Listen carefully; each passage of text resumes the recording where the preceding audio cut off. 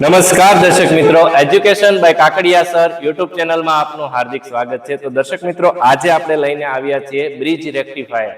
Bridge rectifier એટલે કે આપણે દર્શક મિત્રો આજે બ્રિજ રેક્ટિફાયરનો સંપૂર્ણ પ્રેક્ટિકલ સમજવાનો છે અને શીખવાનું છે કે આપણે એસી વોલ્ટેજનું ડીસીમાં રૂપાંતર બ્રિજ રેક્ટિફાયર દ્વારા કેવી રીતે કરી શકીએ ચાર ડાયોડની મદદથી।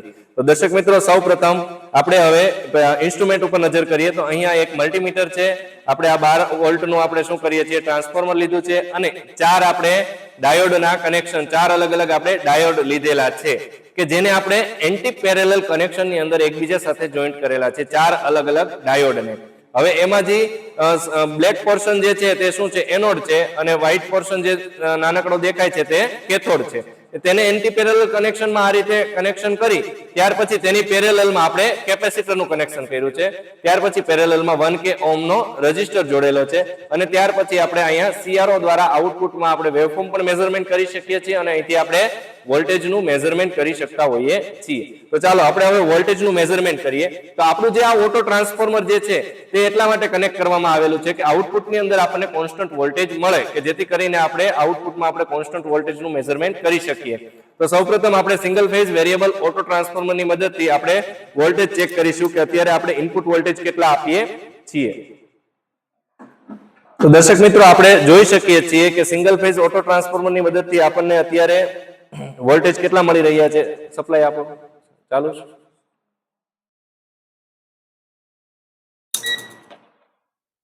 તો આપણે વોલ્ટેજ જોઈ શકીએ છીએ કે 260 જેવા અત્યારે આવી રહ્યા છે।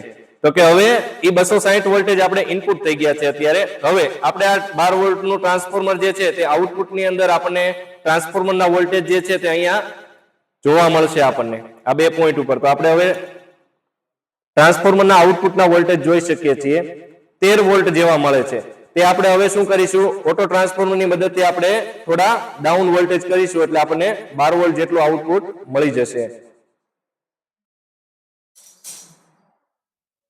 આપણે જોઈ શકીએ છીએ, હવે જોઈ શકીએ છીએ આપણે વોલ્ટેજ આપણે ઇનપુટ વોલ્ટેજ ઘટાડ્યા તો આપણને 12 વોલ્ટ જેટલા આઉટપુટની અંદર શું મળ્યું, વોલ્ટેજ મળ્યા। એટલે ટ્રાન્સફોર્મરનું આઉટપુટ આપણને 12 વોલ્ટ જેટલું મળે છે। હવે આપણે અહીંયા આપણને એસી વોલ્ટેજ મળ્યા। હવે આપણે ડીસી વોલ્ટેજ કરવા માટે આપણે મલ્ટીમીટરની અંદર ડીસી બાજુ સેટ કરશું। તો હવે આપણે આ ચાર ડાયોડ એન્ટી પેરેલલ કનેક્શન પછી આપણે અહીંયા આપણે ડીસી વોલ્ટેજ આપણે ટેસ્ટિંગ કરીશું।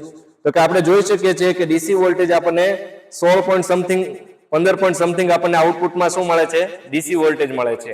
તો કે અહીંયા આપણને 16 વોલ્ટ જેવા ડીસી વોલ્ટેજ મળે છે। તેવી જ રીતે કેપેસિટરની અક્રોસમાં